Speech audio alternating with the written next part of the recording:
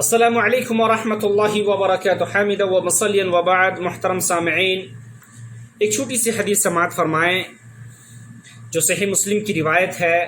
عن عبد اللہ رضی اللہ تعالی عنہ قال كنا مع رسول الله صلى الله عليه وسلم فمررنا بصبيان فيهم ابن صياد ففر الصبيان وجلس ابن صياد فكأن رسول الله صلى الله عليه وسلم كره ذلك فقال له النبي صلى الله عليه وسلم تربت يداك أتشهد أني رسول الله فقال لا بل تشهد أني رسول الله فقال عمر بن الخطاب رضي الله عنه ذرني يا رسول الله حتى أقتله فقال رسول الله صلى الله عليه وسلم إن يكن الذي ترى فلن تستطيع قتله.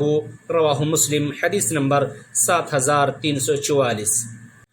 محترم سامعین، یہ بہت ہی مختصر حدیث ہے اور اس حدیث کے بارے میں بہت ہی مشہور واقعہ ہے. یہ ابن صیاد کے بارے میں مشہور واقعہ ہے جو نبی کریم صلی اللہ علیہ وسلم کے زمانے میں پیش آیا ہے اور اللہ کے نبی کے ساتھ پیش آیا ہے. حضرت عبداللہ رضی اللہ تعالی عنہ بیان کرتے ہیں کہ ہم نبی کریم صلی اللہ علیہ وسلم کے ساتھ تھے اور ہمارا گزر چند بچوں کے پاس سے ہوا. ان میں سے ایک ابن سیاد بھی تھا. جب وہ سارے بچے نبی کریم صلی اللہ علیہ وسلم کو دیکھے تو سب بھاگ گئے سوائے ابن سیاد کے. وہ بیٹھ گیا تو نبی کریم صلی اللہ علیہ وسلم کو یہ برا معلوم ہوا. کریہ ذالک، اللہ کے نبی سے ناپسند کیے. تو رسول اللہ صلی اللہ علیہ وسلم نے فرمایا کہ تربت یداک، تیرے ہاتھوں میں مٹی لگے، کیا تو گواہی دیتا ہے کہ میں اللہ کا رسول ہوں؟ اس نے کہا لا بل تشہد انی رسول اللہ، بلکہ آپ گواہی دیتے ہیں کہ میں اللہ کا رسول ہوں.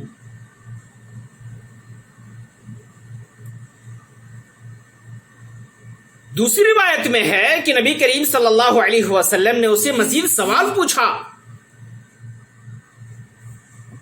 جو بخاری کی لمبی حدیث ہے. اس میں بیان کیا گیا ہے کہ آپ نے اسے پوچھا کہ تم غیبی چیزوں کے بارے میں کیا جانتے ہو؟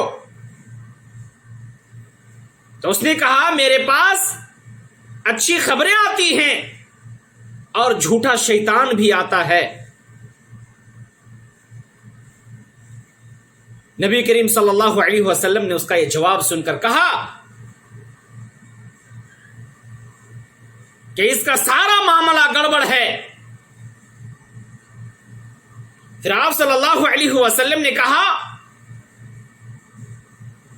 کہ تیرے لیے میرے دل میں ایک بات چھپائی ہوئی ہے.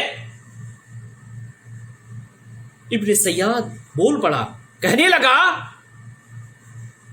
کہ آپ کے دل میں جو بات ہے اسے میں جانتا ہوں، وہ ہے دکھ. دکھ کا لفظ آیا ہے. آپ صلی اللہ علیہ وسلم نے فرمایا دور ہٹ جا، یہ باتیں چل ہی رہی تھی. حضرت عمر رضی اللہ تعالی عنہ نے بیان کیا کہ ذرنی، مجھے چھوڑ دیجیے اللہ کے نبی کہ میں اس کا گردن قلم کر دوں، میں اس کا گردن اڑا دوں. تو آپ صلی اللہ علیہ وسلم نے فرمایا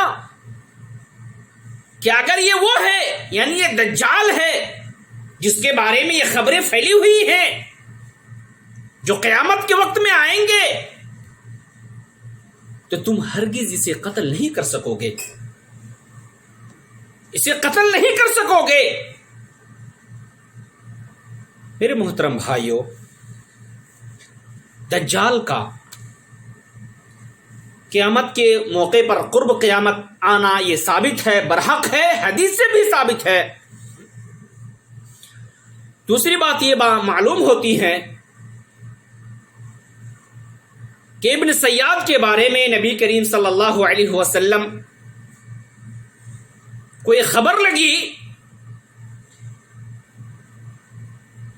وہ ایک دجال ہے جو جھوٹی اور سچی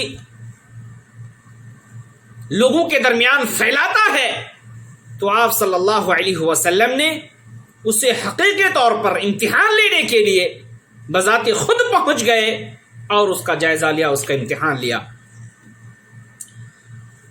اللہ تبارک و تعالی ہم سارے لوگوں کو قرآن اور حدیث پر عمل کرنے کی توفیق عطا فرما۔ والسلام علیکم ورحمۃ اللہ۔